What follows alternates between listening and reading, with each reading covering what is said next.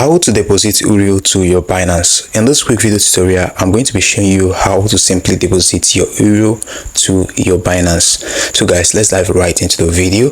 So the first step you need to take right here on your device is to go to your Binance app. So you just need to go ahead and open your Binance app like this. So you need to go ahead and click on more like this in order to expand the section. So once you do that, you just need to scroll down gently like this. Click on common function. Below common function, you can see where it says buy crypto.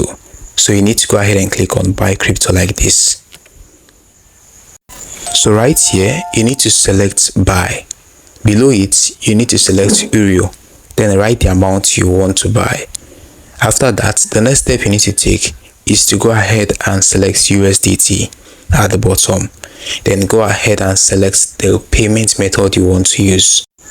So after selecting the payment method, at the bottom of the screen here, you can see confirm. So you need to go ahead and click on confirm. Once you do that, looking here, you can see add new cards. So you need to go ahead and click on that.